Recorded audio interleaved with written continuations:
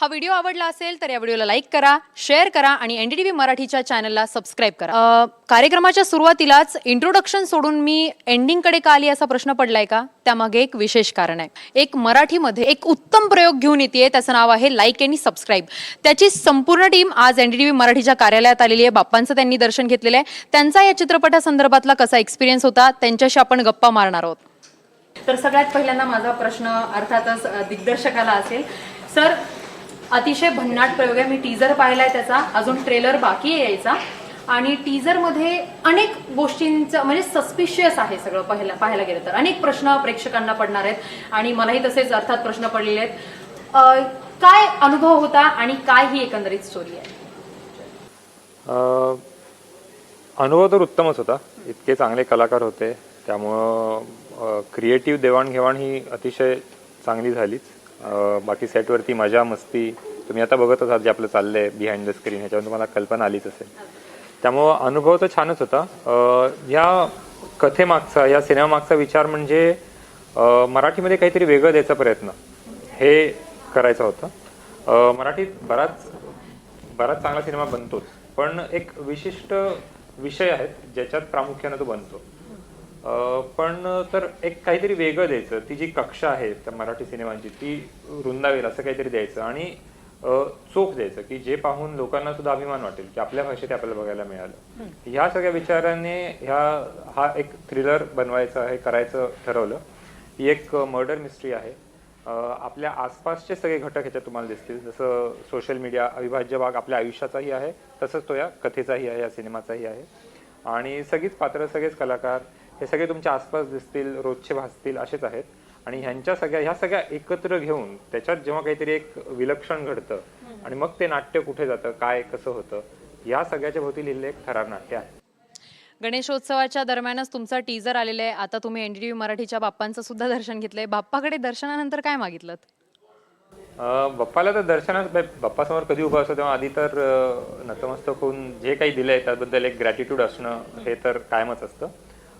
पण आम्ही सगळ्यांनी एवढ्या कष्टानं, एवढ्या प्रेमानं हा सिनेमा बनवला आहे आणि बाप्पालाही त्याची कल्पना आहे. सो बाप्पा त्याचं जे काय असेल ते आम्हाला योग्य रिवॉर्ड्स देईल आणि लोकांचं त्याला खूप छान प्रतिसाद मिळेल असा आशीर्वाद बाप्पाने आम्हाला द्यावा हीच अपेक्षा आहे. नक्कीच. मी जुईकडे येते. जुई, तुझा पहिलाच चित्रपट आहे, डेब्यू फिल्म आहे तुझी. सगळा एक्सपिरियन्स कसा होता तुझा? कमाल. मला असं वाटतं की म्हणजे आपण जे मॅनिफेस्ट करतो ते मला असं वाटतं सगळं खरं होतं आहे माझ्याबरोबर या फिल्म थ्रू. ऑफकोर्स मी ऑडिशन दिली होती आधी आणि मग ते सिलेक्ट होत मग सिलेक्शन झालं. आणि मला असं वाटतं खूप या फिल्मचा जो स्क्रीन प्ले आहे तो इतका कमाल लिहिला आहे. अभिषेक सरांनीच लिहिलेला आहे आणि त्यांनीच दिग्दर्शनसुद्धा केलं आहे. तर मला असं वाटतं की त्यांनी इवन जेव्हा सिलेक्शन झालं त्यानंतर प्रेप पण खूप छान करून घेतलेलं आमच्याकडून. वर्कशॉप झाले होते तर त्यामुळे पात्र तिथे व्यवस्थित कळलं आणि त्यामुळे शूट करताना पण खूप सोपं गेलं मला. आणि लाईक आय सेड की मला असं ते dream come true sort of वाटतं आहे हे डेब्यू फिल्म असणं, कारण कलाकार इतके छान आहेत. अमेय, शुभंकर, अमृता, म्हणजे I think I have always looked up to them growing up. आणि शुभंकर हा सिनियर आहे माझा रुईयामधला. सो त्याच्यामुळे म्हणजे असे सगळेच मला असं वाटतं की असं खूप भारी वाटलेलं मला की ओ हे सगळी कास्ट आहे. सो येस, खूप छान अनुभव होता सगळ्यांबरोबर काम करण्याचा. आणि of course thanks to Nitin Vaidya productions आणि अभिषेक मेरुकर प्रोडक्शन्स की ही संधी मला दिली आणि हे इतकं कमाल कॅरेक्टर मला प्ले करायला मिळालं. अगदीच. मग अमेय, लिंबू फिरवलंय? कसा होता गौतमी पाटील सोबतचा एक्सपिरियन्स? खूपच मस्त होता. मला असं वाटलं की त्या गाण्यात जी सिच्युएशन आहे, त्या सिनेमात जी सिच्युएशन आहे त्यासाठी गौतमी पाटील हे अतिशय परफेक्ट कास्टिंग होतं. ती एका गाण्यापुरतीच आहे सिनेमात, पण एका गाण्यात तिने बऱ्यापैकी सिनेमाच्या पब्लिसिटीला मदत केली आहे असं मला वाटतं. गौतमीचा चाहता वर्ग अगदी लहानांपासून मोठ्यांपर्यंत आहे आणि आम्हाला असं वाटत होतं की सिनेमाचं पहिलं जे कम्युनिकेशन होईल ते हे गाणं असावं, ते लोकांपर्यंत पोचावं. त्या गाण्याला सुद्धा खूप कमी दिवसात भरपूर व्ह्यूज मिळालेत. आय एम शुअर ते गौतमीच्या पॉप्युलॅरिटीमुळेच मिळालेले आहेत आणि खूप मजा आली. तुझी पण पॉप्युलॅरिटी कमी नाही आहे, पण तिची थोडी जास्त आहे असं मला वाटतं. आणि डान्स या बाबतीत तर तिची डेफिनेटली जास्त पॉप्युलॅरिटी. ती कोणाची का असे ना पॉप्युलॅरिटी, सिनेमाला मदत व्हावी एवढी एकच इच्छा आहे मला. तू बरेच प्रयोग केलेले, तू बराच एक्सपिरियन्स्ड आहेस फिल्म इंडस्ट्रीमध्ये. हा चित्रपट तुझ्यासाठी कशा प्रकारे वेगळा होता? जसं अभिषेक सर मगाशी असं म्हणाले की मराठीत आपण वेगवेगळे जॉनर्स हाताळतोय, पण थ्रिलर किंवा सस्पेन्स या बाजाचा सिनेमा अनेक वर्षात असा बघायला मिळाला नाही चांगला. मी सुद्धा काही हिंदी वेबसिरीज केल्यात. आसूरसारखी वेबसिरीज होती, त्यात तो थ्रिलर होती, ती कालापानीसारखी वेबसिरीज केली, ती सर्वायवल ड्रामा होती. तर मला असं दिसायचं की मराठी प्रेक्षक हे काम माझं बघत होते आणि हे काम म्हणजे हे वेगवेगळ्या जॉनरचं काम ते अप्रिशिएट करत होते. तर मलाही असं वाटतं की मराठी सिनेमाचा प्रेक्षक जर आपल्याला वाढवायचा असेल, आपल्याला असं वाटत असेल की मराठी सिनेमाचा प्रेक्षक जास्तीत जास्त प्रमाणात थिएटरमध्ये यावा, तर यासाठी वेगवेगळे विषय आपण हाताळले पाहिजेत, वेगवेगळ्या जॉनरचे सिनेमे केले पाहिजेत. मला अनेक वर्ष असं वाटत होतं की उत्तम सस्पेन्स थ्रिलर मराठीत करायला पाहिजे. तर नशिबाने मला हे स्क्रिप्ट ऐकायला मिळालं आणि जेव्हापासून मी हे स्क्रिप्ट ऐकलं तेव्हा मला असं वाटलं की येस, हे परफेक्ट स्क्रिप्ट आहे. दिग्दर्शक असे आहेत की त्यांना एखादा थ्रिलर कसा लिहावा, तो कसा तो धागा विणावा त्या सगळ्या पात्रांभोवती, त्या कथेभोवती, हे उत्तम जमलेलं आहे. आणि मला वाटतं ते टेक्निकली सुद्धा खूप साऊंड आहे. कारण थ्रिलर जर बनवायचं असेल तर सिनेमा टेक्निकली साऊंड असायला लागतो. त्याचं एडिटिंग, त्याचा साऊंड डिझाईन, त्याचा बॅकग्राऊंड स्कोर, त्याची सिनेमॅटोग्राफी, या गोष्टीसुद्धा फार महत्त्वाच्या असतात. तर आपल्याला हिंदीत किंवा वर्ल्ड सिनेमामध्ये किंवा साऊथच्या फिल्म्समध्ये जसे आपण थ्रिलर बघतो तसा तोडीस तोड सिनेमा आम्ही बनवला आहे असं मला वाटतं. शुभंकर, तुझा कसा एक्सपिरियन्स होता? एक्सपिरियन्स म्हणजे मला वाटतं की जेव्हा फिल्म मी सरांबरोबर अजून एक फिल्म केली होती याच्या आधी, फोर ब्लाइंड मॅन नावाची, तर मला माहिती आहे की अभिषेक सरांचं एकंदरीत एक विजन कसं आहे आणि त्यांची स्क्रिप्ट आणि स्क्रीन प्ले लिहिण्याची पद्धत कशी आहे आणि ती किती क्रिस्प आणि प्रिसाईज आहे. म्हणजे तुम्हाला एकही सीन असं कधी वाटणार नाही की हा उगाच आहे किंवा हा नसला असं तरी चाललं असतं.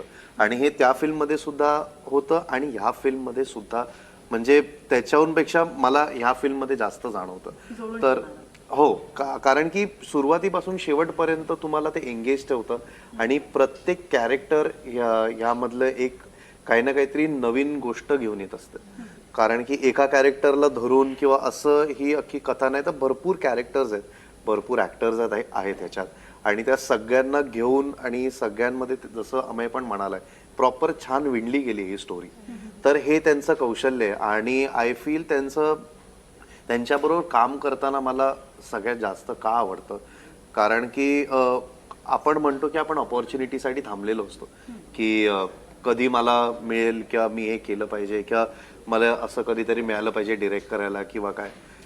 आय फील अभिषेक सरांनी ते स्वतः लिहितात, त्यांनी स्वतः प्रोड्यूस केलंय, त्यांनी स्वतः डिरेक्ट केलं आणि ही नोज त्यांच्यामध्ये काय ताकद आहे आणि त्याच्यासाठी त्यांनी आमच्यावर तेवढा भरोसा ठेवला, आम्ही त्यांच्यावर तेवढा भरोसा ठेवला. आणि एक थ्रिलर मर्डर मिस्ट्री किंवा एक थ्रिलर स्टोरी जर आपल्याला समोर आणायची असेल, आउट अँड आउट, म्हणजे कुठलं जॉनर मिक्स नाही आहे, त्यात कॉमेडी थ्रिलर नाही आहे किंवा हॉरर कॉमेडी, असे दोन जॉनर्स कुठे मिक्स नाही केलेले आहेत. जर थ्रिलर आहे एक आउट अँड आउट त्या प्रकारे तुमच्या समोर आहे आणि व्हेरी इंटरेस्टिंग इंटेलेक्च्युअल थ्रिलर आहे, असं विथ लॉजिक्स, विथ रिझनिंग आणि बॅक स्टोरी. सो कुठेतरी विचार करायला भाग पाडतं. ह्या अख्ख्या सगळ्या सेटअपमध्ये आपण एक कुठेतरी खूप सिग्निफिकंट भूमिका करतोय, हे माझ्यासाठी खूप महत्त्वाचं आहे. मला असं वाटतं की कुठल्याही स्टोरीमधला एक खूप महत्त्वाचा भाग होणं खूप गरजेचं आहे. कारण की एक सुद्धा कुठलंही तुम्ही लेगो किंवा पीसमधलं किंवा एक पझलमधलं एक पीस जरी काढलं तरी ते अपूर्ण वाटतं. तर ह्या अख्ख्या फिल्मचे असेच आम्ही लेगो पीसेस आहोत आणि ते पीसेस एक जरी काढलं तर ते कुठेतरी इनकम्प्लीट वाटतं.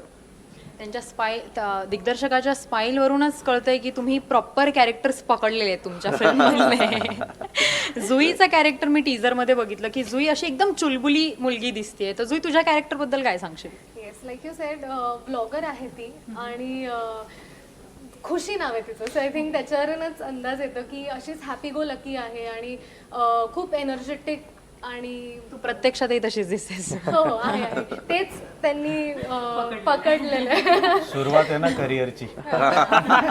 मग तिने सेटवरती सुद्धा अशीच चुलबुली होती का? ती अशीच मस्ती वगैरे करायची का? सेटवर चुलबुल पाडणे हवे चुलबुले म्हणजे तसे सगळे चुलबुलेच कलाकार त्यांनी घेतले होते. अमृता खानविलकर आहेत, शुभंकर तावडे, पुष्कराज चिरपुटकर, विठ्ठल काळे. मी त्याचा थोडा कमी चुलबुला म्हणजे असं मला वाटतं. ते बाकीच्यांना असं त्याला वाटतं. कसं आहे अमेयचं कसं होतं कॅरेक्टर सेटवरती? अमेय म्हणजे काय? सर, अमेय काहीतरी दोन बऱ्या गोष्टी सांगा. लोकांना वाटतं हे फक्त टाइमपास करतात. सिन्सिअर आहे. जसं जुई म्हणाली की मी तिचा सिनियर आहे रुया मधला, तसं आय गेस इंडस्ट्रीमध्ये तो आम्हाला खूप सिनियर आहे आणि त्या गोष्टीचा तो सिनियरनेस आणि तो सिरियसनेस तो आम्हाला सेटवरती भासवून देतो मला सासू येतं. की हे असं काम केलं पाहिजे आणि असं तुम्ही वागलं पाहिजे, असं सिरियसनेस ठेवला पाहिजे ऑफ स्क्रीन. ऑन स्क्रीन तर ऑब्व्हियसली म्हणजे ऑन कॅमेरा तर तो खूप बाप आहे. हा त्याच्याबद्दल असं वाटतं ते काहीतरी बरं सांगणार आहेत मी काय बोललो मी तुला उत्तर देतो याचं, ठीक आहे. आणि याचं उत्तर मी तुला एका ह्याच्यातून देतो, एका किस्स्यातून देतो. सिनेमा शूट सुरू झालं, 3-4 दिवस शूट झाल्यानंतर मला माझ्या एका मित्राचा, तो ऑस्ट्रेलियात राहतो, अमयचं आपण सगळं प्रेझेन्स बघतोच, अमयचा फॅन आहे तो. त्याचा मला मेसेज आला आणि तो म्हटला अमयबरोबर काम करून कसं वाटतं अमयबरोबर काम करायला. आणि मी त्याला रिप्लाय केलं होतं की he is keeping me on my toes. तर तो जे प्रश्न विचारायचा, तो जे त्याच्यात कॅरेक्टरमध्ये काही काय आणायचा, तो जे छोट्या छोट्या गोष्टी ॲड करत होता, जेव्हा आपण लिहितो तेव्हा ते कॅरेक्टर त्या दिग्दर्शकाचं असतं, पण एकदा तो कलाकार करायला लागला की ते स्वतःचे रंग त्यात भरायला लागतात. तो ते सगळं ज्या खुबीनं करायचा. आणि मला पण म्हणजे शूट सुरू होईपर्यंत ते कॅरेक्टरवरती माझीच इतकी पकड होती, कारण मी ते 2 वर्ष लिहितोय, सतत ते डोक्यात आहे. पण त्याच्यानंतर जसं शूट सुरू झालं तसं मला दिसायला लागलं की ते आता त्याचं व्हायला लागलं आणि तो त्याच्यात काय काय गोष्टी आणतोय. मग मला तो विचार करायला लागला, अच्छा हे बसते का नाही, मग मी हे का केलं, तसं हां हे चांगलं आहे किंवा हे नको. तर he was keeping me on my toes. So he is a very thinking actor. त्याचा जो एक पर्सोना आहे जो ऑनलाईन आपण बघतो की ही इज व्हेरी इम्प्रॉम्प्टू, एकदम बोलायला चतुर आहे, हजरजबाबी आहे, हे जे आपण सगळं बघतो, या सगळ्याच्या पाठीमागं ना एक खूप अभ्यासू आणि एक विचार पूर्ण पद्धतीनं काम करणारा नट आहे, अभिनेता. तो अतिशय म्हणजे ही माझ्यासाठी पण एक रिव्हील होता हा. मला कळलंय आपल्याला काय मेन काय लावायचं. ठेवायचं आणि काय काढायचं. बाकीचं सगळं एडिट झालं तरी चालेल, हे मेन हे ठेवायचं. ठेवायचंय ना. नाहीतर आम्ही मला फोन करेन की अरे असं कसं काय झालं. आम्ही याचं कौतुक ठेवणार मी इंटरव्ह्यू मध्ये डेफिनेटली. मी बोललो ते पण बरोबर होतं. तू खोटं बोल. ती सिनियरिटी हा भासवत राहतो. म्हणजे ते एकदम असं शुभंकरने असं दाखवून दिलं की तू अगदीच रॅगिंग वगैरे करायचंस काय की यांची सगळ्यांची. हे ते ज्युनियर आहेत जे सिनियरचं रॅगिंग घेतात. नाही पण आय कॅन से की ही वॉज सो फ्रेंडली आणि मला असं वाटतं की आम्ही चुकाच असं असतं ना की नवीन नवीन असल्यामुळे आपण दडपणात असतो, तर तो एकदम आमच्याशी गप्पा मारायचा आणि त्यामुळे असं वाटायचं की ओके नाही. नक्कीच. अमेयला विश्वासच बसत नाही, अमेयला त्याचं कौतुक ऐकण्याची सवय नाही होते. मला हे बरं. करावं लागणार आहे का आता. राहू तू राहू दे. नक्कीच लाईक आणि सबस्क्राईब म्हणून नक्कीच प्रेक्षकांना पण शिकायला भरपूर गोष्टी मिळतील अशी अपेक्षा. दिग्दर्शकांना ऍक्टर्स कडून ज्या काही गोष्टी हव्या होत्या, जशा हव्या होत्या तशा मिळाल्यात. दिग्दर्शक सॅटिस्फाईड? त्याच्यापेक्षा जास्त आता नाही म्हणून काय होतं? आता झाला सिनेमा तयार, आता होच म्हणावं लागेल. नाही म्हटलं तरी चालेल, काय हरकत नाही. नाही सर, सिनेमा रिलीज व्हायचा आहे. अमेयने तर केलंय काम पूर्ण, मला असं वाटतंय. याने तर केलं, एवढं दोघांचं ऐकल्यानंतर बघून आमचं जरा डायसी वाटू लागले मला. अमेय कडून आज पार्टी आहे तुम्हाला आज. सगळ्याच कलाकारांनी खूप उत्तम काम केलंय. अमृता आत्ता इथे नाहीये, पण अमृताचं सुद्धा काम अतिशय कडक काम केलेलं आहे तिने. तिला आपण कधी पाहिलं नाही अशा पद्धतीचं एक कॅरेक्टर आहे आणि अगदी तिच्या करिअरमध्ये माइलस्टोन ठरेल अशा पद्धतीचा रोल तिने केलेला आहे. उत्तम भूमिका केलेली आहे.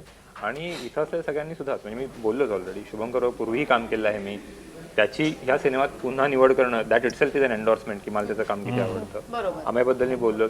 जुईचं तर म्हणजे I saw the hole graph, की ती कशी ऑडिशनला आली होती आणि तेव्हा ती खाली लिफ्ट शोधत होती, तिथं मी तिला बघितलं होतं सगळ्या पहिल्यांदा.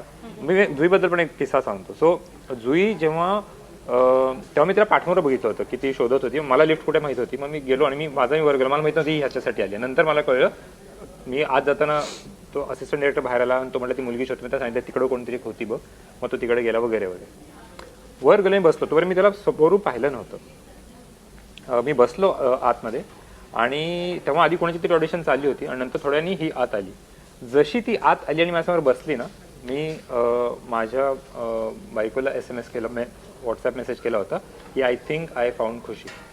हा मेसेज मी तिथल्या ती काहीही बोलायच्या आधी मी तो मेसेज केला होता आणि ते तसंच घडलं. सो त्या पॉईंटपासून ते तिचं काम आता तुम्ही सिनेमात पाहालच. सो हां, म्हणजे प्रत्येक कलाकारांनी माझ्या अपेक्षांपेक्षा पुढे जाऊन त्यात स्वतःचे रंग भरून खूपच छान काम केलं आहे आणि सगळं तुम्हाला लाईक आणि सबस्क्राईब या सिनेमामध्ये पाहायला मिळणार आहे 18 ऑक्टोबरला मोठ्या पडद्यावर. नक्कीच.